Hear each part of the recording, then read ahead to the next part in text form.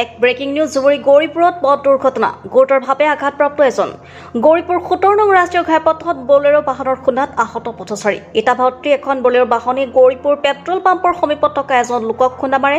ফলত লোকজন গুৰুতৰভাৱে আঘাতপ্ৰাপ্ত হয় লগে লগে লোকজনক গৌৰীপুৰ চিকিৎসালয়ত ভৰ্তি কৰে দুৰ্ঘটনা সংঘটিত কৰা বলেৰো পিকআপ বাহনৰ নম্বৰ হৈছে AS17C 6661 ঘটনাস্থলীত গৌৰীপুৰ আৰক্ষী উপস্থিত হৈ বাহনখন জব্দ কৰাৰ লগতে তদন্ত অব্যাহত ৰাখে মই তেতিয়া নাছিলো মই ঘৰৰ পৰা ওলাই আহিছো আহি পেলাই চালো যে এনেকুৱা ঘটনা হৈ গ'ল তাৰপিছতে মোক কৈ আছিল যে এনে ঘটনা তাৰপিছত আমি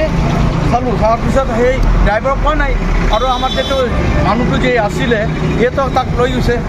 হস্পিটেল লৈ গৈছে কিবা হ'ল নাজানো আৰু আমাৰ এইটো যে হেৰি হৈছে